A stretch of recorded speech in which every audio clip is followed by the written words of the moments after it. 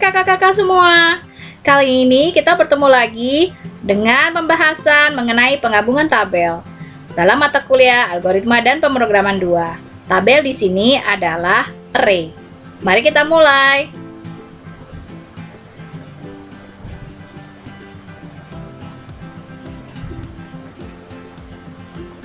Pertama, kita harus memahami dulu ada berapa metode yang akan kita bahas untuk menggabungkan dua buah tabel pada hari ini. Yang pertama, dengan tidak terurut. Kedua adalah dengan terurut.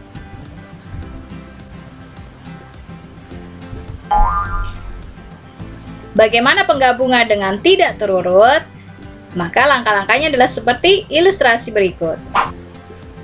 Pertama, penghitung atau counter kita set sebagai 0, tandanya dimulainya. Indeks dari array ketiga sebagai array hasil penggabungan dari array pertama dan array kedua. Kemudian, angka-angka dari array pertama dipindahkan ke array ketiga.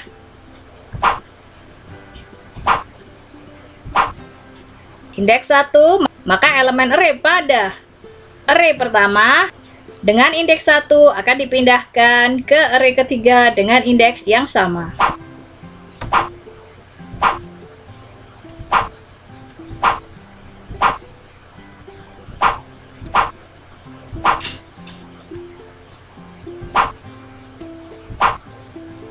Kemudian, begitu pula dengan array kedua. Namun, perbedaannya adalah indeks dari array ketiga dan array kedua. Indeks dari array kedua akan dimulai dari indeks 0 kembali. Sedangkan, indeks pada array ketiga dimulai dari indeks setelah array pertama. Maka, di sini akan dilakukan pengurangan untuk mengacu kepada indeks kedua. Kita lihat di ilustrasi ini, indeks dari array ketiga adalah 5, maka indeks dari array kedua adalah 0. Maka pengurangan yang dilakukan adalah dikurangi 5, yaitu sebanyak elemen yang ada di array pertama. Kemudian dipindahkan.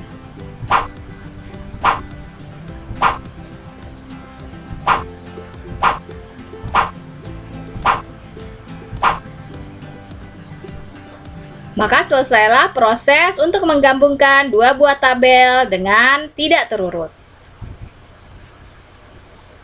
Ini adalah kode programnya. Kita buat tabel pertama, tabel kedua, dan tabel ketiga yang isi elemennya sebanyak tabel pertama ditambah dengan tabel kedua. Kemudian counter. Jangan lupa kita perlu untuk mengisi array pertama, mengisi array kedua, kemudian melakukan proses pemindahan untuk array pertama dengan indeks yang sama, kemudian melakukan pemindahan untuk array kedua, di mana indeks pada array kedua akan dikurangkan dengan banyaknya elemen pada array pertama. Berikutnya adalah bagaimana untuk menggabungkan dua buah tabel dengan metode agar isi elemen di tabel yang ketiga dapat terurut. Langkah pertama adalah mengurutkan masing-masing array yang akan digabungkan, seperti ilustrasi berikut.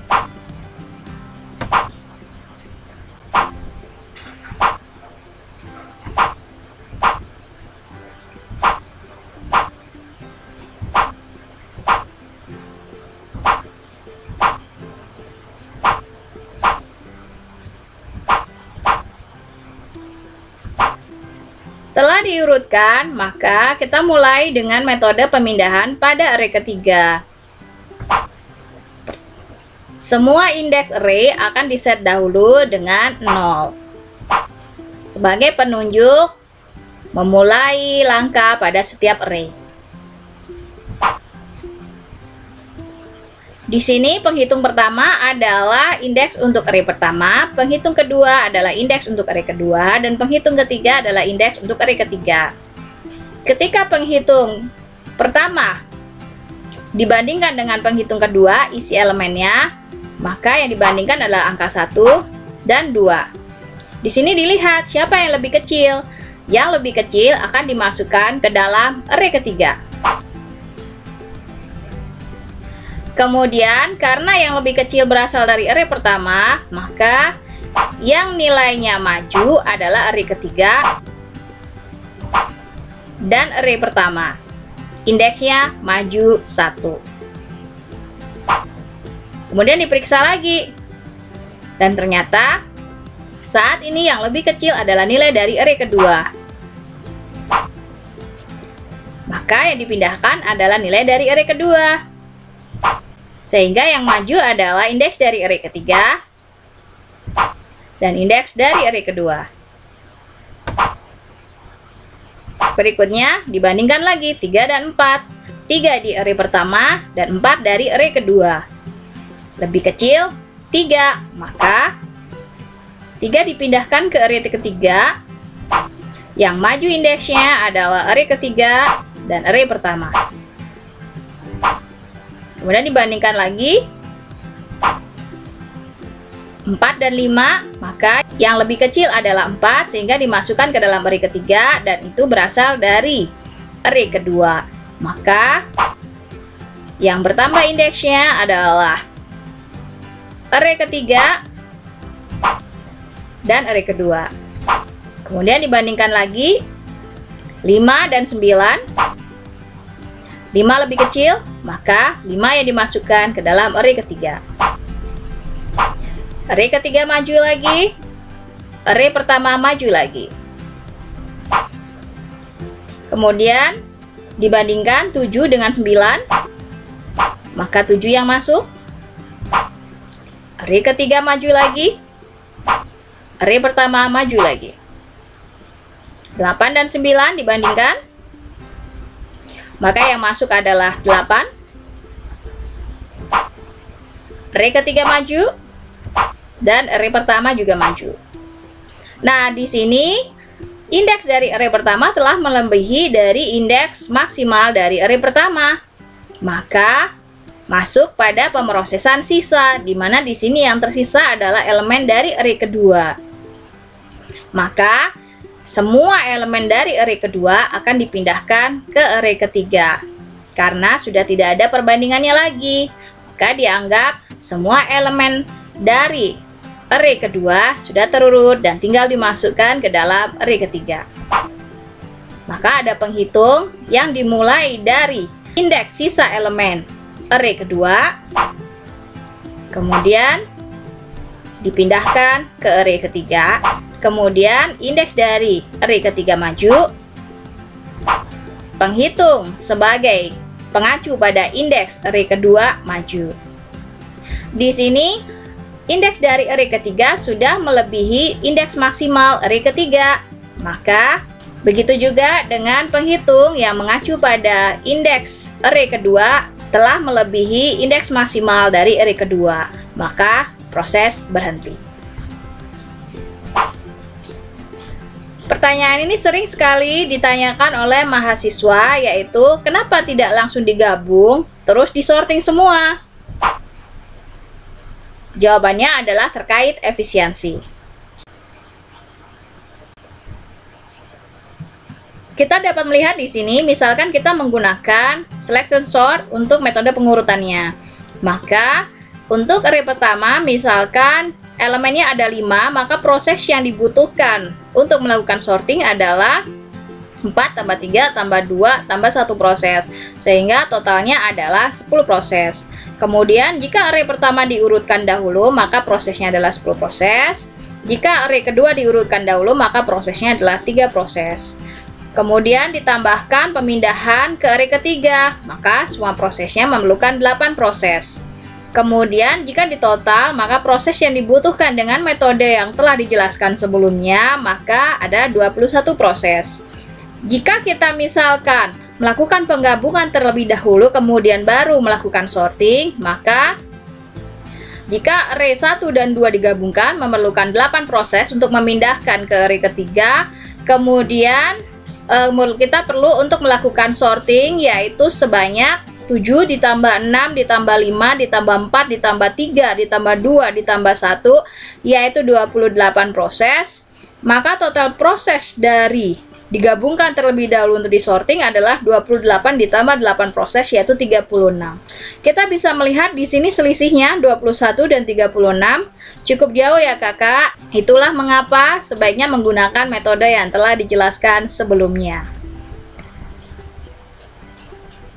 Ini adalah kode programnya. Deklarasikan array pertama, deklarasikan array kedua, kemudian array ketiga untuk menggabungkan keduanya, penghitung pertama, penghitung kedua, dan penghitung ketiga, kemudian penghitung untuk nanti memproses elemen sisa, isi array pertama, isi array kedua,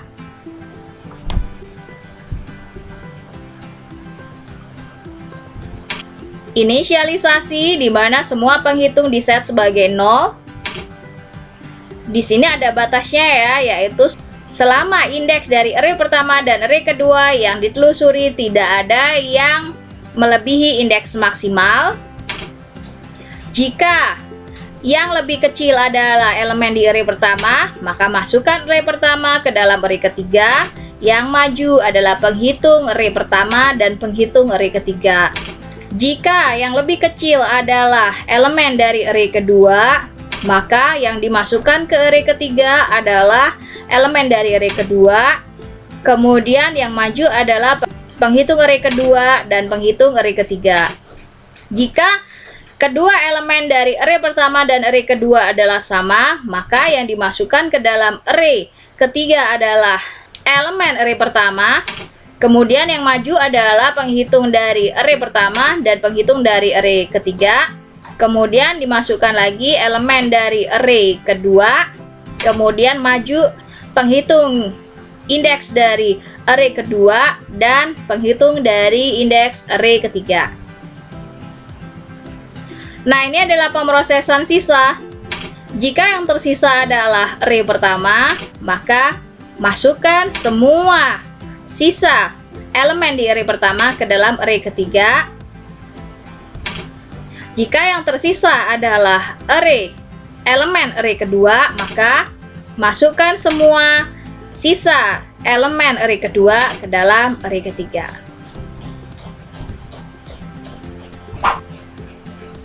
Berikut adalah langkah-langkah algoritmanya untuk menggabungkan tabel secara terurut, yaitu mengisi array pertama, mengisi array kedua, lakukan pengurutan pada array pertama, lakukan pengurutan pada array kedua, looping untuk membandingkan. Jika array pertama masih tersisa, maka memasukkan sisa array pertama ke dalam array ketiga. Jika array kedua masih tersisa, maka memasukkan array kedua ke dalam array ketiga. Bagaimana jika menggabungkan lebih dari 2 tabel? Maka prosesnya akan seperti ini. 2 tabel dijadikan 1 tabel, digabungkan dengan 1 tabel yang lain, maka hasil penggabungannya digabungkan dengan tabel yang baru. Begitu juga jika ada tabel yang lain lagi, maka digabungkan lagi dengan tabel yang baru, seperti ini. Ini adalah contoh soal dari UTS sebelumnya, yaitu menggabungkan array dari string berdasarkan huruf konsonannya, sehingga penampilannya pada hasil akhirnya adalah seperti ini. Begitu pula dengan ini, kalau yang ini berdasarkan huruf vokalnya. Sehingga di sini adalah metode sorting yang digunakan. Kemudian ini adalah isi dari elemen pertama dan ini adalah elemennya. Ini adalah banyaknya dari elemen kedua, elemen array kedua. Kemudian ini adalah isinya, dan ini adalah banyaknya dari array ketiga, dan ini adalah isinya. Kemudian digabungkan dan ditampilkan berdasarkan huruf vokal yang terbanyak. Sekian materi untuk hari ini. Semoga dapat dipahami ya kakak. Sampai jumpa.